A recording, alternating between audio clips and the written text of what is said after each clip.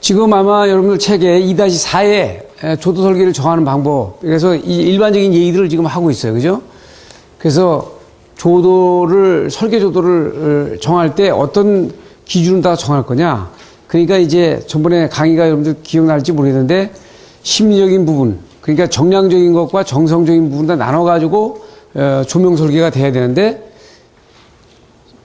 조도는 보임의 조건을 맞춰준다. 보임의 조건이라는 거는 명도 대비도 맞아야 되고 노출 시간도 일정해야 되죠. 그러니까 날아가는 총알이 안 보인단 말이에요. 그러니까 예를 들어서 아무리 밝게 하더라도 날아가는 총알은 안 보이는 것처럼 노출되는 시간, 그 다음에 흰 거에 흰 종이에 흰 것은 안 보이죠. 그 대비, 적당한 대비, 그 다음에 적당한 조도, 이것이 이제 전제가 돼야 되기 때문에 이것을 이제 그 대상물하고 어떻게 정리할 거냐 하는 것이 대부분 우리가 정리하는 부분이에요. 그래서 보통 우리 조도를 정할 때는 실내면의 평균 수평면 조도를 가지고 정한다.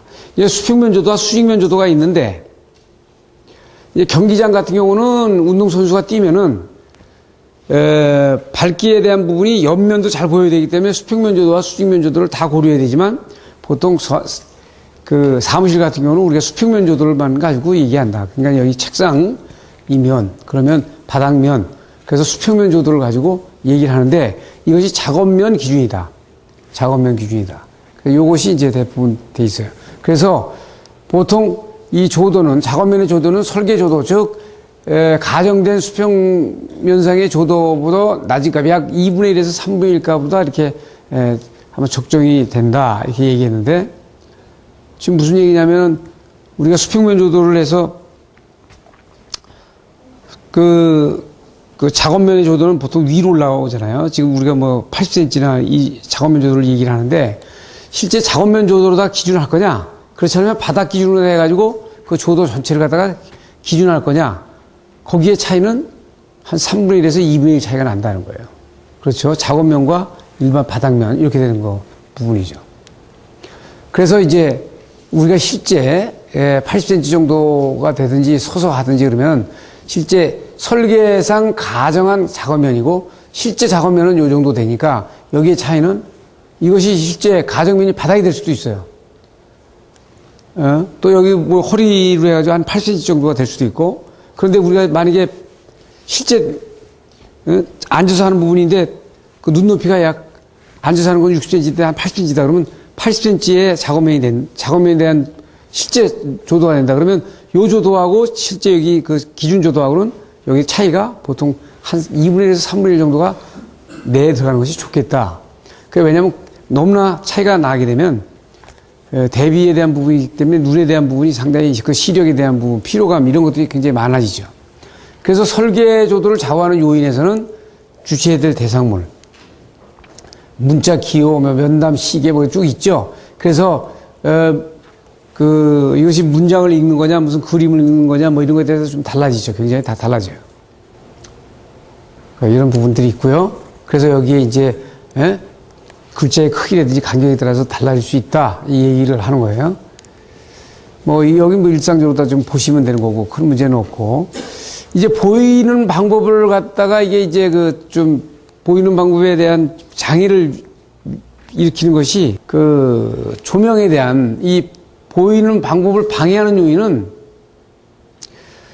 이제 이 색깔의 문제, 그러니까 이제 배경 색깔의 문제, 그 다음에 그 벽면과 바닥면 뭐 이런 것들에 대한 그 색깔의 조화가 부조화로 이루어져가지고 그 사람한테 눈부심을 제거하는 게 뭐 이런 그냥 광원이 아주 눈부신 광원이만 있어서 눈부심의 문제가 있는 것이 아니고 이 색깔의 부조화가 일어나면 눈이 굉장히 피로해요. 이런 것들이 이제 우리 보이는 걸 갖다 다 방해하는 거죠. 그 다음에 뭐 이 프리카가 많이 발생이 된다든가 이렇게 되죠. 그래서 설계 조도를 결정하는 거는 지금 보면 뭐 작업 대상물이 아주 작을 경우에는 굉장히 고조도로 가야 되는 거고 또 좀 빠른 속도로 가야 되는 것도 또 고조도로 가야 되는 거고 그러니까 이건 이제 공장도 이제 적고 빠른 속도로 가느냐 그렇지 않느냐 그렇지 않으면 일반 사무실이냐 고급 사무실이냐 뭐 이런 때에 따라서 이 방법이 달라질 수 있어요. 그래서 LED 같은 경우는 이런 후리카 문제 지금 아직도 상당히 여러 가지 검증을 많이 해야 되는 게 배관 곡선의 문제. 지금 배관 곡선 같은 경우는 이런 다운라이트나 이런 것들은 배관 곡선이 딱 시뮬레이션이 되는데 그 배관 곡선의 문제. 그 다음에 조명률의 문제. 지금 오늘 배우겠습니다. 강강 보상률의 문제. 그러니까 무조건 켜져 있다고 다 수명이 된 게 아니고 점점 조금씩 광속이 줄어드는데 그 광속이 줄어드는 걸 갖다가 얼마큼 보상할 거냐. 어느 때 그것을 단전됐다고 볼 거냐. 이게 여러 가지 수치를 집어넣어가지고 이게 정량화가 돼야 설계가 된다고요. 그러니까 어느 데를 LED를 설계를 하는데 강강 보상률, 그리고 시계에다 집어넣으면 그 강강 보상률을 어떻게 할 건지, 조명률을 어떻게 할 건지, 배관 곡선을 어떻게 할 건지, 이런 것들이 하나의 광원이 설정이 되면 그것이 다 만들어져야 돼요. 근데 그게 안 되지, 지금. 그러니까 이게 네온 사인이나 막 이렇게 저기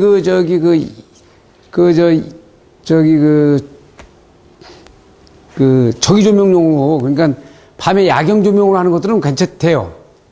그거 왜냐면 그거는 배관 곡선, 조명률, 강강보상률, 뭐 이런 거 필요 없어. 그거 필요 없잖아요.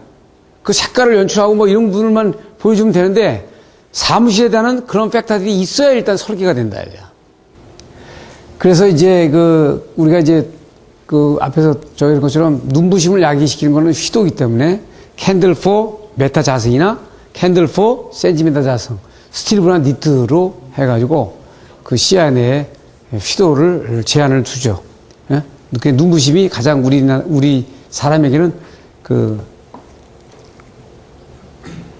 보임에 방해를 주는데 실제 조명 설계를 할 때는 눈부심이 꼭 눈부심이 광원이 눈에 들어왔다는 것이 아니고 밝고 어둠의 차이가 굉장히 커도 눈부심을 일으키는 거기 때문에 이런 부분에서는 이제 상당히 예를 들어서 500루스 조명에 흰 종이가 500루스 조명에 100K per 메타 자승이 된다. 이럴 경우에 여기에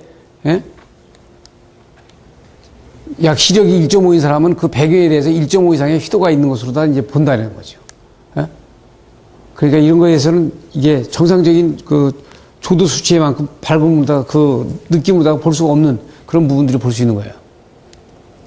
그래서 이제 우리가 형광등을 직접 보더라도 형광등 같은 것도 직접 오랫동안 보면은 눈부심을 느껴가지고 다른 데를 볼 때 보는 방법에 대한 부분이 이제 떨어지는 방법이 이렇게 좀 보이는 시각이 떨어지는 부분이 보이죠. 그래서 대상물의 이제 평균 조도를 조도 곱하기 반사율. 조도 곱하기 반사율이면 뭐라 그랬어요? 곱하면 광속 발산도가 되는 거죠. 예? 광속 발산도를 파이에 100으로 나눈 것이 이제 평균, 대상물의 평균 휘도가 되는 거예요. 예? 그러니까 광속 발산도는 뭐라 그랬어요? 투과해서 나왔거나 들어가서 튄 것이 광속 발산도예요. 그러니까 여기 조도가 100룩스다. 여기 100룩스면은 빛이 들어간 게 100룩스야. 그러면 이게 튀어서 이 바닥을 보고 튀어서 내려온 것이 80 레드룩스 되는 거죠. 그러면 80%로 튀었어. 그러면 그 광속 발산도가 80 레드룩스가 되는 거고, 만약에 유리를 통과해가지고 100룩스가 들어갔는데 이쪽에 99가 나왔으면은 이게 99 레드룩스예요. 예? 여기에 이때는 투과율을 곱해주는 거지. 여기 책상 같은 경우 반사율을 곱해주는 거고, 그렇게 해가지고 이 부분에 대한 부분을 이제 우리가 보고 시야 내의 휘도의 밝기와 휘도와 대비 휘도에 대한 부분을 보여주고 있어요. 그러니까 이제 대비 휘도 식별은 약 20대 1 정도 되면은 굉장히 여기서 좀 포화가 되는 그런 부분들을 보여주는 거를 이제 나타납니다. 그리고 조도와 이제 문자 판독의 용이도 관계를 이제 일반적인 얘기를 지금 하고 있는 거고. 그러니까 그래서 우리가 눈 검사할 때 보통 기준이라든지 기준 나와가지고 우리가 검사를 하는 것은 만약에 똑같은 눈 검사를 하더라도 그 조도가 다르면 다르게 나올 수 있는 거죠. 환하면 굉장히 눈 시력이 좋게 나올 수 있는 부분이고 어두우면 떨어질 수 있는 부분하고 똑같습니다. 그죠? 그래서 작업장의 정밀도와 설계 조도의 관계는 거친 작업을 할 때, 아주 정밀한 작업을 할 때, 이 설계 룩스가 한 4,000 룩스. 보통 우리가 요새 많이 좋아져가지고 사무실은 거의 700 룩스에서 1000 룩스 정도 돼요. 700 룩스에서 1500 룩스까지 됩니다. 요새는 옛날에 학교 같은 경우는 저게 나빠가지고 굉장히 말이 많았잖아요. 그게 지금 이제 상당히 이것들은 상당히 요새 환경이 좋아지는 부분이에요. 또 이게 이제 아주 정밀한 작업에도 이게 너무나 밝아도 그 오래 주시하는 작업일 때는 상당히 이제 시력을 저하시키는 그런 부분이 보이기 때문에 상당히 그 어려운 부분이 있죠. 그래서 이제 아주 정밀한 작업들은 일정한 시간 동안 작업을 하고 또 쉬었다가 작업을 하고 이렇게 쉬어줘야지 계속 보면은 똑같은 조도를 놔주더라도 시력이 엄청나게 떨어지는 그런 상황을 보여준다 이거죠. 이 사람이 고정 시력이 떨어지는 게 아니라 그 노출되는 시간 동안 시력이 떨어지는 그런 상황까지 보여준다.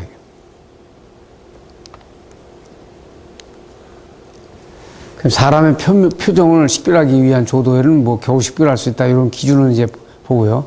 그 다음에 조도에서는 이거는 이제 휘도고 조도는 26소에 누군가 식별할 수 있는 장수 200에서 400, 2000에서 4000 해가지고 아주 미미한 변화까지 갈 수 있다. 지금 요새 보면은 TV가 그 디지털하다 보니까 그 배우들이나 나온 사람들의 이 얼굴 표면에 대한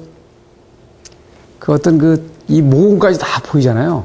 이제 그렇게 하니까 지금 이제 조명에서는 TV 조명에서는 상당히 조명비라든지 색온도가 이게 굉장히 아주 어렵죠. 지금 그러니까 TV 쪽에서는 그 디지털로 되면서 옛날 아날로그 때부터 엄청나게 분장이라든지 그다음에 조명에 대한 이런 부분들이 비용이 많이 나가는 겁니다. 왜냐하면 이런 카메라도 마찬가지 아니에요. 이게 디지털 카메라가 돼가지고 그 HD로다가 하면은 그러니까 아날로그 신호가 아니라 그걸 디지털 신호로 해가지고 짝에서 아주 정교하게 갈 수 있으니까 상당히 거기에서는 조명에 대한 부분이 그 조도도 굉장히 많이 올라가야 되고 그런 부분들이 보이는 거예요. 미묘한 표정의 변화까지 식별할 수 있는 장소가 된다. 그래서 여기서는 조도로만 나오는데 꼭 조도로만 볼 거는 아니다. 그죠? 그래서 일반적인 이제 조도로만 놔놓고 이 조도하고 색온도가 안 맞으면 이제 조명은 완전히 엉망이 되는 조명이 나오는 거예요. 밝은데 색온도가 낮다. 굉장히 1000룩스, 2000룩스 되는데 색온도가 낮다. 그러면 막 굉장히 뜨거운 느낌을 받는 거고, 색온도는 낮은데,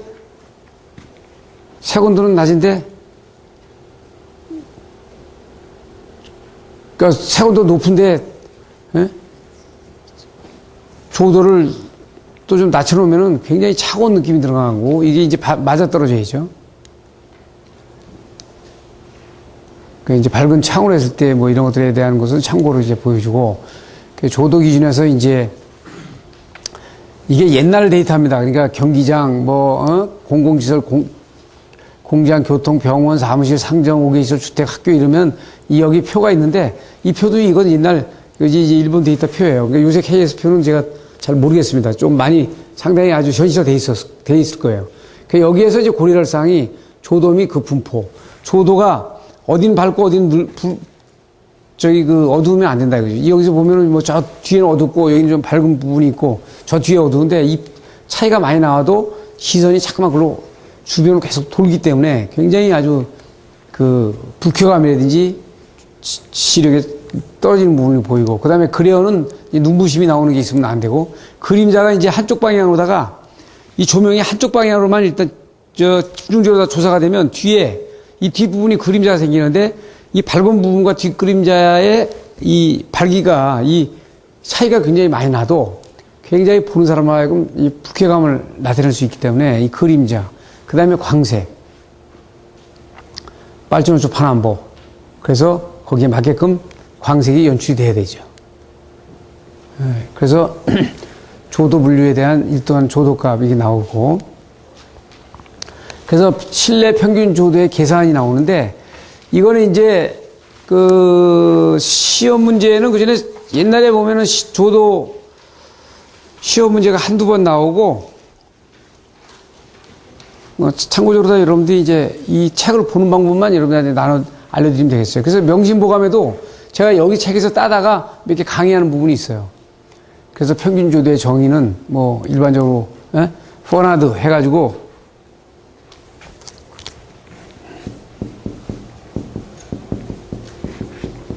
이렇게 외워요. 포나드, other 이렇게 난 저는 이렇게 했는데 이거 뭐냐면 우리가 원할 때 이는 에?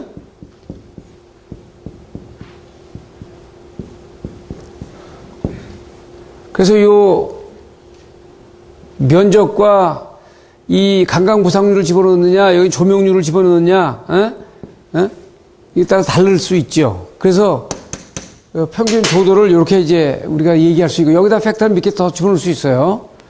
조명률은 나간 것 투과된 것 때 나간 것에 대한 그 비율이 얼마큼 되느냐 이 조명률을 봐줘야죠. 조명률 굉장히 이것도 좀 중요하죠. 그러니까 어떤 데 조명률이 떨어져요 많이? 조명률이 많이 떨어지는 거는 광속에서 나오는 똑같은 등을 해놨더라도 바닥을 까만색으로 했든지 이 벽에 반사보다는 흡수하는 거를 많이 해놓으면 조명률이 확 떨어지죠. 그죠? 그러니까 똑같은 조명기구를 했어도 밝은 색으로 해놓으면 조명률이 많이 올라가는 부분을 볼 수 있는 거예요. 그거는 우리가 이제 공부한 내용. 그래서 이런 지금 LED 조명은 문제가 이런 공학적인 광속 발산도라든지 이런 각도, 이런 조명률 이런 것들이 지금 안 나와 있다는 거예요. 여기 실지수 이런 것들이 안 나와 있기 때문에 조도를 설계를 할 수가 없어요. 그러니까 어느 방에 설계 조도를 뭐 민룩수를 확보해야 되겠다. 그러면 그거를 각 메이커마다 다 다르잖아. 다 달라요. 그러면 그 각 메이커들이 저런 데이터를 갖고 있냐 이거지. 응? 설계 사무실에서 어느 사무실 그냥 수십만 평짜리 LED 조명 설계한다고 그래. 사무실을. 그럼 조명 설계하면 구현하려는 조도가 500룩스야 책상면에서. 그러면 이 LED 조명의 배광곡선, 조명률, 실기수, 뭐 광속 발산도 비 뭐 이런 것들이 나와줘야 데이터가 있어가지고 그것이 공유된 데이터로 가지고 설계에 집어넣어가지고 나오는데 그게 없으면 그냥 해봐가지고 재요? 응? 근데 문제는 각 회사가 그걸 가지고 있다고 하는데 각 회사마다 다 달라. 이게 이제 범용화가 되려면 이런 것들이 자 형광등이다. 40W 2개짜리다. 그러면 이게 일반적인 데이터 이 안에 다 들어가 있거든. 차이는 조금씩 나더라도 이 데이터에 들어가 있으니까 이 데이터를 가지고 여러분들이 어떻게 설계한 거예요. 그래서 갈 길이 멀다는 거예요. 이런 데이터들이 그래서 이제 KS 표준화가 만들어져야 되고 KS 표준화에서 LED 조명의 광속 취조 나오면 거기 광속 발산도 비 이 배광곡선 뭐 이런 것들이 다 데이터들이 만들어져 가지고 이것이 설계 사무실에 뿌려지고 그것이 현장에서 맞고 그대로 설계를 하니까 그 구현하고자 하는 조도가 나오고 이런 식으로 돼야지. 그렇죠? 네? 그러니까 이런 데이터들은 그렇게 보는 거예요. 그래서 이제 실주수. 그게 보세요. 이렇게 했더라도 똑같은 조명을 했더라도 똑같은 높이로 했더라도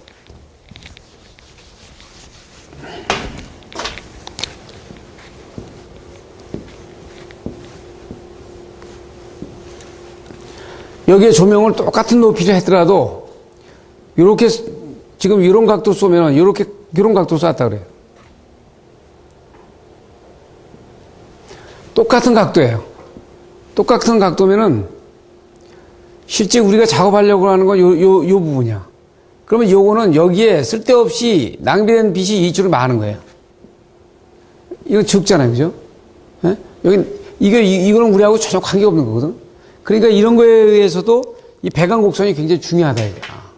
배광곡선을 넓혀가지고 지금 작업면이 여기인데 여기다가 다 조사하는 거하고 이렇게 넓혀가지고 했을 때는 똑같은 조명기구를 설치하더라도 여러 가지 그 구현하는 조도에 대한 크기가 달라질 수 있죠. 그죠? 그래서 실지수를 해서 이거는 제가 이제 조명공학 강의할 때 요새는 조명공학 강의를 하는 분이 누군가가 뭐 한 사람이 있다 그러는데 일단 옛날 지 박사님 그 책을 가지고 강의를 하는데 실제 이것은 우리가 조명 설계를 할 때 실지수를 가지고 이제 그 집어넣어 가지고 조명률을 구할 때 쓰는 방법이죠. 예, 요거는 아주 많이 했던 거. 이게 높이하고 관계되죠. 이 높이, 그다음에 면적, 그다음에 이제 천정 벽에 대한 반사율이 이제 연결되는 거고. 그래서 반사율을 가지고 이제 광속 발산도 비를 구하고 그것이 적정 내에 들어가 있느냐 안 들어가 있느냐 이렇게 보시죠. 그래서 이제 우리가 평균 조도를 계산할 때, 이 조명률은 이제 여긴 K값이나 U값이 여러 개가 들어갈 수 있어. 그러니까 조명 기구에 조명률도 있을 거고, 바닥에 조명률도 있을 거고, 뭐, 그 벽에 조명률도 있을 거고, 이게 여러 가지가 있는데, 그걸 다 집어넣을 거냐? 그렇지 않으면 한두 개만 집어넣을 거냐에 따라서 달라질 수 있기 때문에, 이건 자세하게 하느냐, 자세하게 하지 않느냐에 따라 달라질 수 있어요. 그래서 평균 조도는 이렇게 우리가 계산을 하죠. 그래서 이런 것들이 보통 램프 한 개당 광속, 그러면 3200 루멘, 뭐 2800에서 3200 루멘, 형광등 40W짜리 하나, 이게 이제 이게 대충 범용화돼야 되는데, 루멘, LED 램프, 만약에, 세건도 얼마짜리? 그러면은 30cm 바이 30cm는 평균 광속이 얼마? 이게 나와야 이걸 가지고 이 설계가 되는 거예요. 근데 어느 업체 거는 뭐 5천이 나오고, 어떤 거는 뭐 500이 나오고, 이렇게 되면 상당히 이제 그 설계 자체가 불가능하게 되는 거죠. 여기서 LED 가지고 사무실 설계하신 분 손 들어보세요. 사무실 조명 설계하신 분 손 들어보세요. 지금 그래서 이런 부분 때문에 안 되는 거예요. 그러니까 이렇게 네온 사인, 그 다음에 무슨 액센트 조명, 뭐 이런 것들은 막 되는데, 일단 조명률, 저기 때문에 이게 안 된다는 얘기예요. 그 다음에 이제 보수율은 지금 이제 광속이 감퇴되잖아요. 그리고 과학적인 효율이 떨어지지. 또 빛에 흡수돼가지고 그 옆에 페인트라든지 뭐 이런 것들이 돼가지고 점점 더 떨어지기 때문에 이걸 갖다가 이제 어떻게 할 거냐. 그래서 보수율은 이제 청소하는 주기라든지 뭐 이런 것에 따라 달라지는데, 램프의 동종 특성서부터 5선, 열화, 5선 뭐 이런 것들이 다 되죠. 그래가지고 그림이 어떻게 되면 이게 쭉 떨어지는 거예요. 이렇게 쭉 떨어지면 수면 여기 오면 여기서 다시 올려주지 않으면 이게 거의, 그러니까 어떻게 돼요?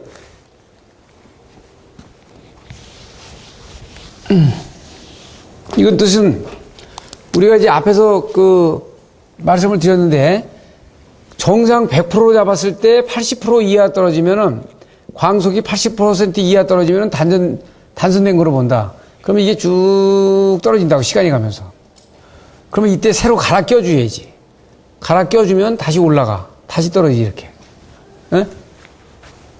그런데 이 중간에 쭉 떨어지는데 좀 닦아줘. 그럼 좀 올라가. 올라가는데 100% 올라가는 게 아니라 좀 적게 올라가죠. 다시 닦아줘. 그럼 요 정점이 다시 좀 또 떨어지죠.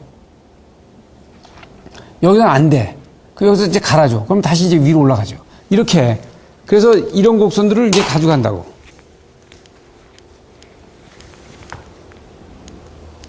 이렇게.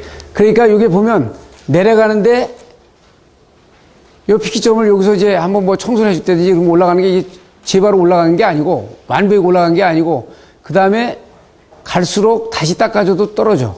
떨어졌다 여기서 이제 램프를 교환해. 교환하면 이게 또 처음 스타트 할 때처럼 또 100% 가는 게 아니라, 이만큼은 이미 이 기구가 벌써 이미 페인트라든지 이런 옆에 부분이 그동안 많이 변색이 됐어요. 아무리 닦아줘도 제빛이 안 나오는 거예요. 그러니까 이게 떨어지죠. 떨어져서 이런 부분이 계속 떨어져가지고 도저히 이제 안 되는 수명까지 떨어졌다, 이게. 왜냐면, 지금 여기에 이 기구에 대한 광속이 이렇게 해가지고 이렇게 떨어져.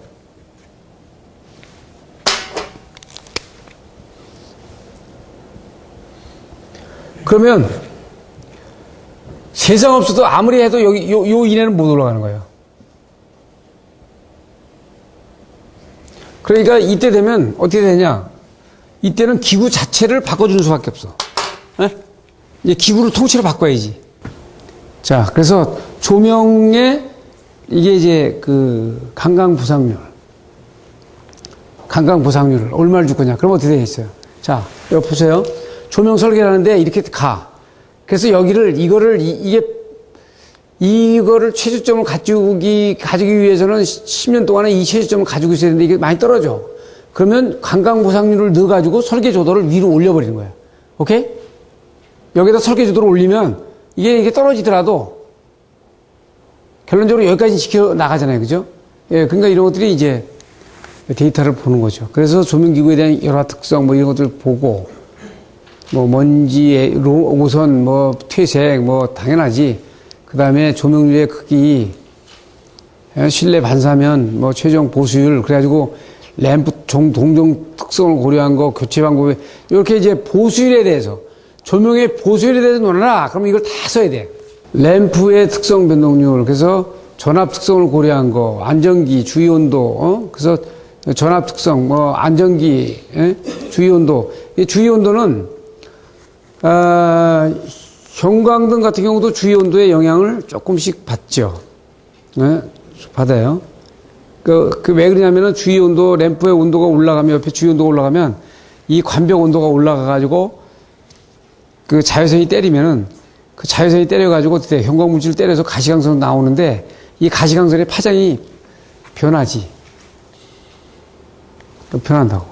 근데 그게 이제 미미하니까 그냥 그 정도는 안 오지. 정확히 볼 때는 온도에도 영향을 받는다. 이건 우리가 볼 수 있는 거고요. 그래서 최종적인 평균 유도할 때는 이런 팩터들을 다 집어넣어가지고 볼 수 있다. 여기 뭐 이 식은 많이 변할 수 있는 거예요. 여기다 더 팩터가 더 있으면 더 디테일하게 집어넣을 수 있는 거예요. 그래서 조명률, 루버의 효율, 여기 공간의 조명률, 뭐 바닥의 조명률, 벽의 조명률, 그래서 이 부분들을 다 집어넣을 수도 있는 거예요. 이렇게 집어넣게 되죠. 루버 안쪽에 뭐 좀 나오는 거고. 그리고 이제 BZ 방법이라는 건 분류의 BZ 방법은 이제 배관 곡선을 밑에만 하느냐, 잘라서 조명기구가 있으면 조명기구의 배관 곡선을 밑으로만 가느냐, 그렇지 않으면 상향도 보느냐, 밑에 것만 보느냐, 이게 달라요. 그래서 요거 CI 방법은 이제 입체적으로 보는 거고, 대개 이제 밑에 것만 봤을 때는 이제 BZ 방법으로 쓴다. 이게 독일 방법이에요. 이게 영국 방법이지. 긴 방법이 지금 우리가 얘기하는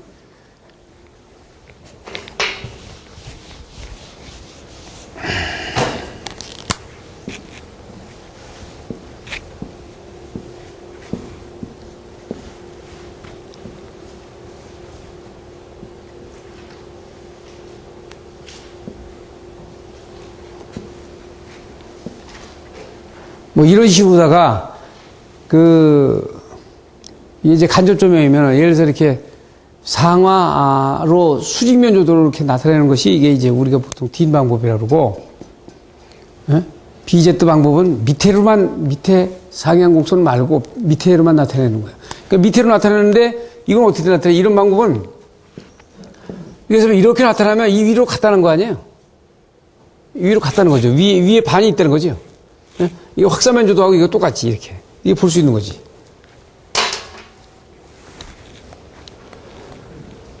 계산 방법의 조도 나오고, 점광원에 대한 직수도 계산 방법이 나오는데, 제가 저기에 보시면, 명심보감에 강의할 때 보면 조도 계산에 이걸 갖다 아주 자세하게 수식으로 풀어서, 수평면 조도는 왜 D 자승의 I 세타의 코사인 세타가 나오는지, 우리가 평면상의 조도는 P점에서부터 D 자승의 I 세타다. 이거는 뭐 다 이제 일반적인 아주 기초적인 부분이에요.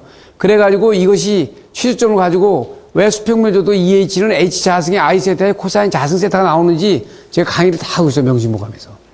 자, 그런데 여기서는 이 책을 보는 방법은 뭐냐면, 이거를 수평면 조도를 구할 때 코사인 자승 세타를 3승 세타를 이걸 다 계산기를 두둥겨서 수치를 막 찾아내는 방법이 있고, 그렇지 않으면 여기를 이 W하고 H의 간격이 얼마냐 이거지. 여기 보면 이 W하고 H의 간격이 이게 1m에 이게 2m다. 그러면 1대2 아닙니까? 1m에 2m다. 그러면 1m에 2m니까 어떻게 돼? 0.5가 되죠? 0.5에 코사인 3승 세타는 0.631이다. 그러면 요거를 여기다 넣어주면 되지. 그러니까 요 표를 가지고 가는 방법이 있고, 그러니까 테이블을 가지고 하는 방법이 있고, 하나는 이 표를 가지고 한다. 지금 보세요. 이 표의 특징은 수평면 조도니까 광원 바로 밑에가 최고로 많은 피크의 2를 나타낸다고요. 그래가지고 어떻게 옆으로 갈수록 쫙 떨어지는 부분인데 5배. 5배가 되면은 이 광원으로부터 5배 떨어지면은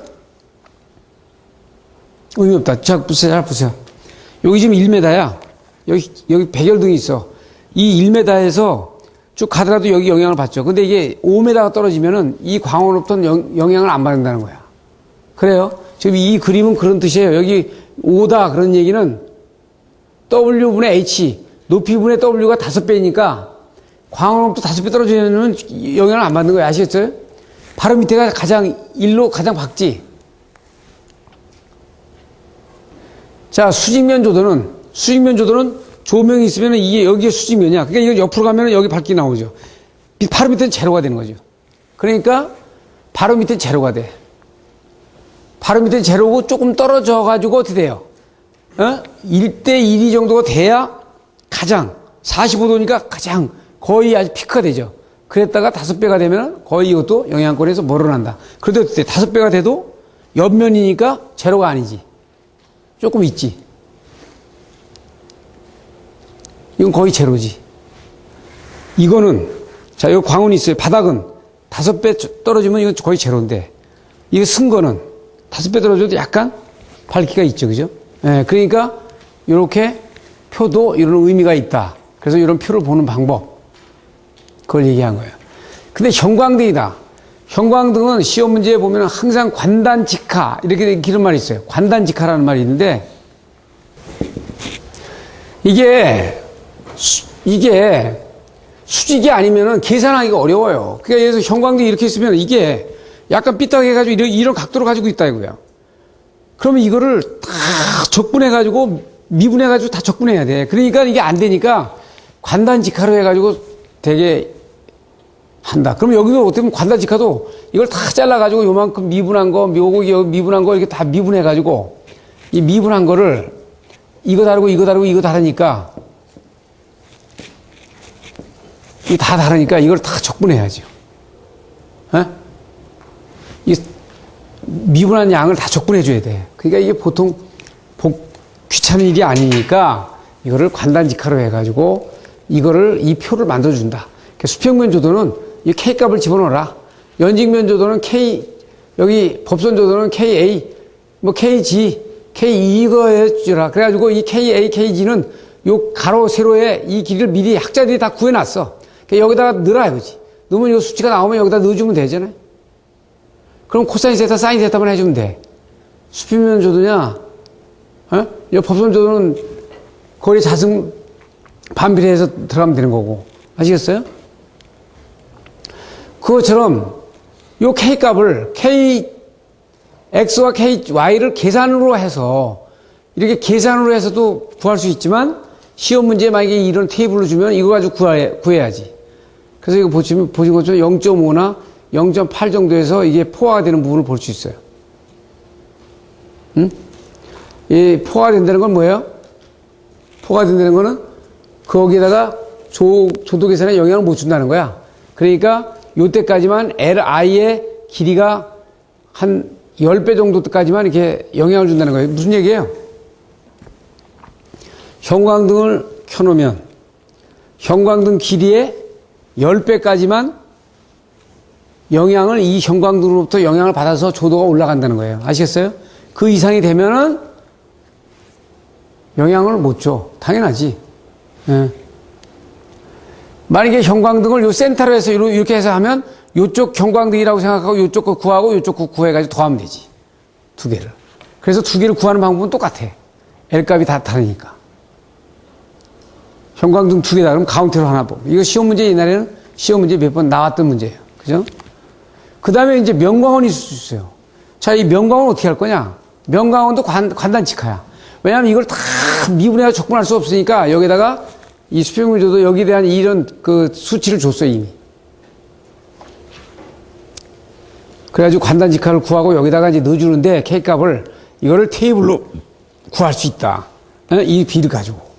그리고 만약에 센터가 됐던 경우는 요거 A에 대한 관단직하로 해서 구하고 요거 A에 대한 거 앞에 식 구하고 B에 대한 식 구하고 C에 대한 식 구하고 D에 대한 식 구해가지고 싹 더해버리면 돼요. 어? 아주 이것도 시험 문제는 한번 나왔는데 시험 문제 다시 나올 것 같지는 않고 여러분들이 이 책을 보는 방법에서 이게 무슨 뜻이다라 어떻게 한다라는 것만 이름을 알아놓으면 돼요. 자, 이것도 이게 창문이다. 창문도 이걸 명관으로 봐가지고 관단직하로 보면 되지.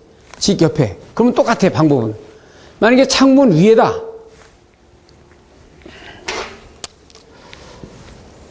이렇게 집이 있는데 창문이 여기 있어. 그러니까 여기 허수가 있잖아요, 허수. 여기. 이 벽에 벽. 창문이 여기 있고. 이거 구할 수가 없으니까 이걸 통창으로 보고 여기서 떨어졌다고 보고 이거를 구해서 빼주면 되죠. 그죠? 예, 이 전체에서 통창문이라고 보고 구해가지고 이거를 요거만 구해서 빼주면 되잖아. 그러면은 여기에 조도를 구할 수 있다. 아시겠죠? 그거만 달라지는 거야. 이것처럼 지금 여기가 벽이야. 여기 창문이고. 그런 경우는 이 전체를 광원으로 보고 일단 저기 구해가지고 이 밑에 거를 빼주면 돼요. 아시겠죠? 그래서 그 60강에 이제 여기서 그 명심보감 강의처럼 똑같이 하진 않고요. 지금 보면 조명 이거 우리가 이제 한 거고. 그러니까 이제 시각이라는 거는 전번에 말씀드린 대로 이제 정량적인 부분과 심리적인 부분이 두 개가 있다. 그래서 이 사회적인 조명이라든지 어떤 그 환경에 대한 문제가 있는 거고. 그리고 보면 지금 보시면 이게 조명의 물리적인 환경하고 심리적인 환경, 이 경제적인 평가 이게 돼가지고 종합평가가 되잖아요. 그래서 이렇게 이제 우리가 교재에 이렇게 돼 있어요. 보시면은 여기서 이제 중요한 거는 이 표가 이제 XYG로 쭉 나타나는데 380나노미터, 780나노미터까지 그 나노미터까지 쭉 돼 있는데 실제 이 XYG 축을 이걸 갖다 이 그림을 데이터로 나타낸 거예요. 그러면은 이게 우리는 X축이 어떻게 돼요?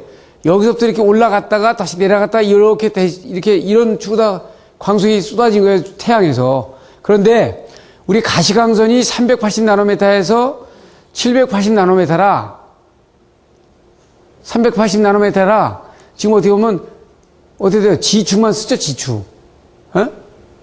그렇죠? 지금 보면은 이 380나노미터에서 지금 X축만 쓰는데 지금 Y축. 지금 Y축이 지금 380나노미터에서 780나노미터까지 거의 일정하게 시감도 우선과 거의 비슷하니까 이걸 쓰고 이건 버려버린 거죠. 실제로는 이게 존재하는 거지. 에? 그렇죠?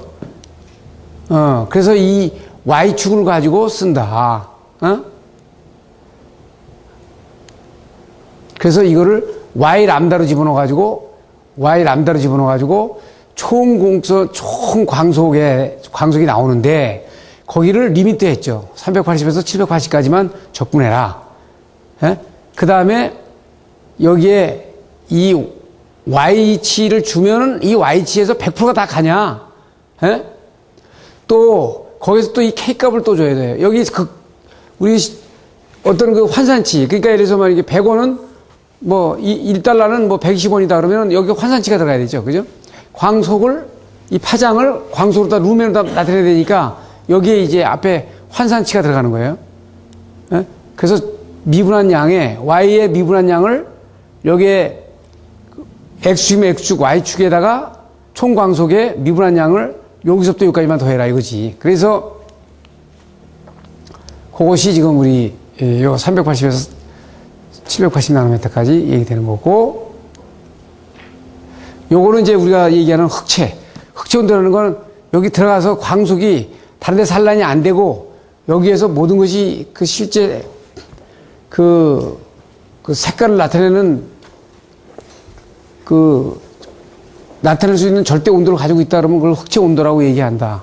그래서 이 블랙바디 레디에이션 해가지고 지금 이 부분을 나타내 준 거고, 지금 보면은 우리가 비주얼 레전, 그러니까 우리가 볼 수 있는 가시광선은 380에서 780나노미터까지인데 이것도 뭐냐면 색온도가 500K일 때, 1000K일 때, 2000K일 때, 1000K일 때, 20000K일 때 달라지잖아요. 달라져요. 그러니까 이게 색온도가 이렇게 이제 조도하고 달라지는 겹쳐서 지금 보시면은 이게 이제, 여기가 이제 우리가 시감도 곡선에 들어가야 되는데, 여기에도 이제 ABC 해가지고, 실제 이것이 색온도가 얼마냐에 따라서 이렇게 달라지죠. 색온도 낮으면은, 지금, 그 곡선에 대한, 눈에 반응 곡선이 달라진 거예요. 그리고 이제, 암순일 때하고, 밝을 때하고 어두울 때 이 시감도 곡선이 이렇게, 달라지죠. 그러니까 이제, 낮에, 그 다음에 밤에 해가지고, 시감도 곡선 피크치가 달라지는 부분을 이제 볼 수 있다. 그리고 지금 이게 이제 칼라 템퍼레이처하고 색온도하고 온도와 룩스하고 관계가 되는데 지금 이게 색온도가 색온도가 낮으면서 이 조도가 높으면은 굉장히 뜨거운 감, 여기는 뜨거운 느낌을 받고 그 색온도가 높으면서 만약에 조도가 낮으면은 굉장히 창백한 느낌을 받기 때문에 가장 쾌적한 조도는 이 라인 선상에 있다. 그러니까 쾌적한 조도는 여기에 있을 때 우리가 쾌적한 조도의 느낌을 받는다. 그러니까 이쪽으로 가고는 이쪽으로 가면 아주 뜨거운 느낌을 받고 이쪽은 너무 차가운 느낌을 받고 그러니까 여기서 바란스를 이루어야 된다. 이거는 좌우 룬에 대한 부분이고 암수능, 명수능 뭐 돼 있고 그래서 그 광원 특성과 이제 측광량을 보게 되면은 우리가 이제 가장 중요한 거는 이제 스펙트럼이 연속 스펙트럼이냐, 라인 스펙트럼이냐, 밴드 스펙트럼이냐, 이거에 따라서 아주 우리가 이제 백열전구 같은 경우는 이게 연속 스펙트럼이기 때문에 광량이 아주 연속적으로다가 그 에너지가 나오는 거고요. 라인 스펙트럼 같은 경우 고압 방전등 같은 경우 라인 스펙트럼이고, 이제 그 형광등이 그렇고, 이제 고압 방전등 같은 경우가 이제 밴드 스펙트럼으로 해가지고 이렇게 나올 수 있는데, 이거는 고기압이냐 저기압에 따라서 달라질 수 있죠. 그죠? 그래서 우리가 람다가 무한대에서 제로에서 무한대까지라면 가시광선은 여기 안에 있거든. 여기는 보세요. 여기 어떻게 돼요? 에너지는, 여기 와트는 에너지는 있죠? 에너지는 있는데 룸에는 없는 거야. 왜? 눈에서 반응을 안 하니까. 여기도 에너지는 엄청난 에너지가 있어요. 그런데 어떻게 돼요? 이건 적외선이죠, 적외선. 여기는 자외선. 근데 눈에서 자극을 못 받으니까 광속이 없어요. 제로. 예? 그래가지고 이 가시광선 대역에서 어느 각도이냐 그러면 이 각도가 휘어질수록 어떻게 돼요? 10개 되겠죠. 그죠? 밀도가 낮으니까 여기는 밝음 휘도가 낮은 거예요. 그렇죠? 그래서 우리가 이제 이 얘기를 이렇게 광속을 가지고 발광 효율, 전동 효율, 광량, 광도, 휘도, 조도 이렇게 얘기를 하죠. 그러니까 우리가 이제 그 전에 배운 거 보면 하나 이렇게 말씀드리는데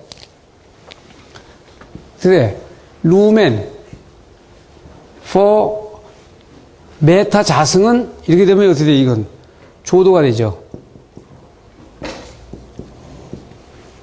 그래가지고 여기에 반사율이나 투과율을 곱하면 이게 뭐가 되냐면은 이게 광속 발산도가 되지.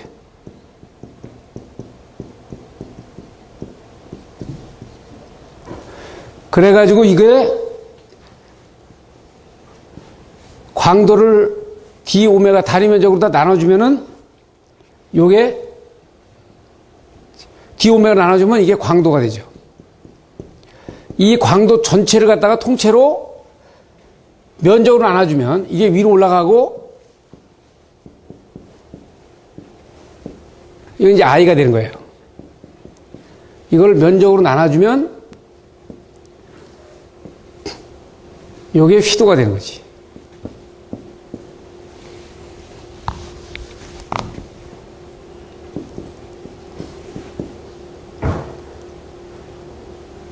그렇죠? 요 단계를, 그래서 이 단위를 반드시 여러분들이 아주 숙지가 돼야 조명은 들어간다. 그래서 이제 입력 에너지가 있으면은 이 입력 에너지에서 이쪽에 조명 등에서 나오는 거는 W3를 보면 어떻게 돼? 바레스타에서 W2하고 더해서 들어간 거고 W2에서는 어떻게 돼서 여기서 발광하는 에너지가 있을 거고 열로 나가는 에너지가 있을 거고 광선으로 나가는 에너지가 있는데 여기서도 가시광선으로 나오는 게 있고 가시광선이 아닌 적외선으로 나오는 게 있으니까 실제 우리가 눈에 볼 수 있는 거는 이런 이제 에너지가 들어가면 실제 우리가 볼 수 있는 것은 W7이 되는 거죠. 예, W7이 되는 거예요. 그래서 이제 그런 관계를 이렇게 이제 이런 메커니즘으로 나타내 줬죠.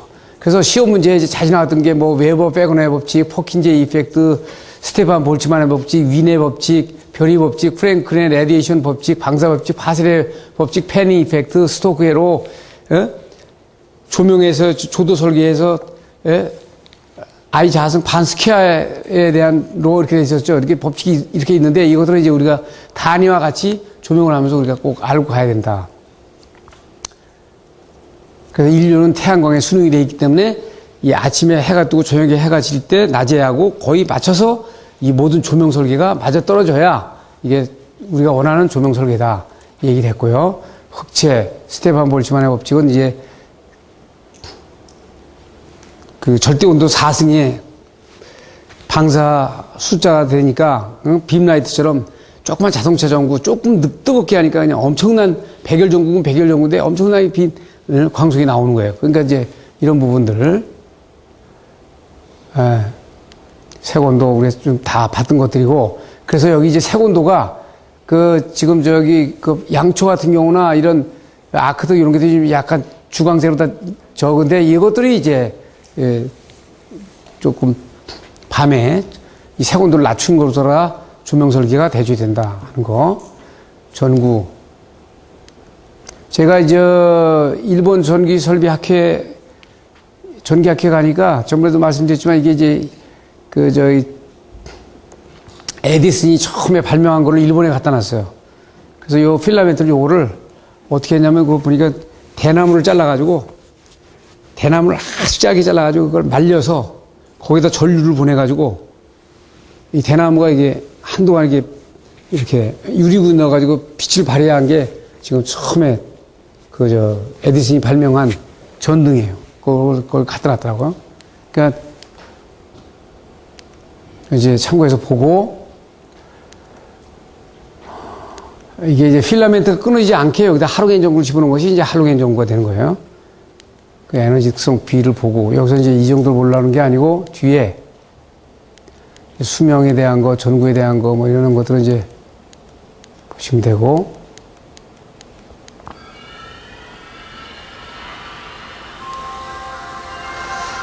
이제 전광은 그런 문제가 없는데 이게 이제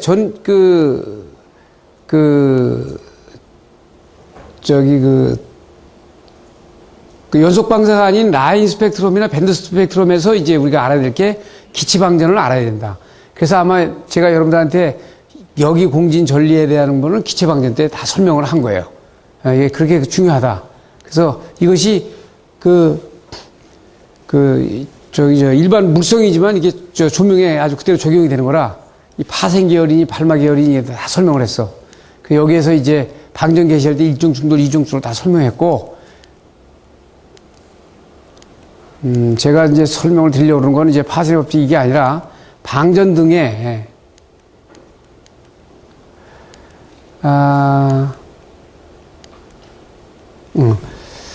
그 조명공학이 이제 부분이 나오는데 이게 아주 너무나 아주 중요한 그림이에요. 그러니까 조명등이 켜지기 전에는 전류는 적지만 전압은 높다고요. 여기에 스위치 ON을 하면 전류는 적지만, 왜냐하면 여기에 방전이 안 일어났기 때문에 전류가 적어요. 전압은 높지. 왜냐하면 깜빡깜빡 하면서 지금 7, 8배를 걸어놨으니까. 그래서 조그맣게 전류가 흐르지만 전류가 증가를 하면서 전압은 떨어지는데 그냥 놔두면 쇼트가 돼버려. 그러니까 요 점에서 잡아주는데 요것은 이 B로 잡아준다. 그러니까 이제 안전기로 잡아줘가지고 여기에서 점등이 여기서부터 시작해가지고 여기서 완성이 돼가지고 여기 구간에 있는 거예요. 예. 그래서 이 부특성이라고 얘기를 하는데 이 부분이 이제 여러분들이 답안을 쓸 때 굉장히 중요하게 써줘야 되는 부분하고, 여기 보시면은 이제 수은 램프를 먼저 보시면은, 자, 여기 스위치를 키면은요, 여기 저항이 있어요. 여기 저항이 시동저항이라고 되어 있는데, 요 양단에 이게 여기하고 이제 극이 주전극이야. 근데 여기는 아직 기체 방전이 일어나지 않기 때문에 저항이 무한대예요. 그래서 전류가 여기서부터 여기까지 흐르질 못해. 그리고 요거하고는 같은 극에다 묶어놨어요, 여기에. 그래가지고 그러니까 보조전극이 바로 옆에 있으니까 스위치를 넣으면 여기서 푹 하고 여기서 방전이 일어나요. 방전이 일어나면서 어떻게 돼요? 이 기체에 전자방출을 일으키니까 이 기체가 어떻게 돼요? 혼란이 막 일어나는 거지. 그러면서 여기서 방전이 일어나기 시작하면 여기서 이제 2차 충돌도 일어나고 3차 충돌이 일어나고 그래가지고 어떻게 전압이 이쪽으로 걸리니까 이쪽으로 이제 저항이 임피단스가 떨어지면 전류가 이쪽으로 흘러요. 전자가 이쪽으로 이동을 하는데 이쪽으로 이동하기 시작하면 여기에 저항이 있어가지고 이쪽으로 안 흘러요. 옆으로. 그래서 이것이 이렇게 흐르면은 그것이 이제 방전이 된 거예요. 그러니까 처음에 스위치 누르면 파닥 하면서 옆에 보조전구하고 해가지고 에미팅을 시키다가 여기에 기체가 방전이 좀 되기 시작하면은 이것이 주전구를 가서 붙는다. 예? 요건 똑같다. 그러니까 여기다가 가스를 수은을 집어넣느냐, 메탈하이드를 넣느냐, 할로겐을 넣느냐에 따라서 그 가스에 따른 뭐가 달라진다고 그랬어요? 가스의 기저 상태에서 여기로 갔다가 다시 복귀할 때 파장이 다 다르다고. 아시겠죠? 그런데 수은등은 수은에 어디 돼? 자외선이 나오니까 이 바깥에다가 형광물질을 안 바르면 눈이 부셔버려가지고 어떻게 돼 있어요? 사람들 다 눈이 멀겠지? 그러니까 수은등은 바깥에다가 형광물질을 하얗게 발라주는 거고, 메탈하이드나 이런 나트륨 등은 저 차수에 가시광선이 나오니까 여기에다가 형광물질을 안 바르고 그냥 노출로 다 보이게 해도 일단 관계가 없는 거죠. 예? 그래서 요거를 이제 여기서 이해를 하고 가야 이 책에서는 구체적으로 다 이 부분을 얘기를 안 하고 있기 때문에 그래서 이거를 이제 이렇게 이게 밴드 스펙트럼이 이게 라인 스펙트럼이 나오는데 이걸 갖다 고압을 집어넣게 되면 이렇게 밴드로 나온다는 얘기지. 그러니까 색감이 좀 더 좋게 보인다. 그러니까 저압 나트륨보다는 고압 나트륨이, 저압 메탈라이드보다는 고압 메탈라이드가 이게 색깔이 좋게 보이는 것은 안에 전자 충돌이 많이 일어나고 밴드가 넓어지기 때문에 상당히 그 색깔이 좋게 보인다. 예? 메탈라이드, 예, 거의 구조가 똑같습니다. 보조전구 있고요. 똑같아요. 근데 여기에 가스를 갖다 집어넣었다 하는 것이 다르고, 그래서 이렇게 밴드로 아주 고르게 나오는 부분이 나오죠. 나트륨 등. 특성은 거의 같다. 그래서 나트륨 등은 보통, 파장이 고압 나트륨도 이 정도 파장이 아주 좋게 나오는데 저압 나트륨은 이쪽에서 이쪽 파장이 집중적으로 나타난다고요. 그러니까 약간 붉으스름한 것 색깔이 이제 집중적으로 나타나는 부분을 보여주죠.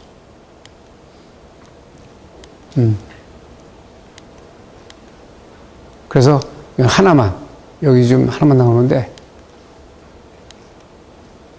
크세논은 지금 여기에 보통 이렇게 저 무대 조명 같은 경우에 이제 전극과 전극을 이제 쇼팅을 시켜가지고 굉장히 많은 방사 에너지를, 그러니까 우리가 이제 빔라이트라고 하죠. 이게 좀 무대 조명에 뒤에서 쏴주는 것들, 이런 것들이 이제 크세논 램프로 되어 있는 거예요. 그래서 집중적으로 한 광원에서 굉장히 많은 광속이 나가도록 만드는 것이죠. 그래서 전극끼리 쇼팅을 시켜가지고 나도록 하는 거니까 굉장히 온도가 뜨겁죠. 사용 방법 이렇게 돼 있어요. 자, 이렇게 놔놓고 여기까지 오늘 강의를 정리를 하는 걸로 하겠습니다.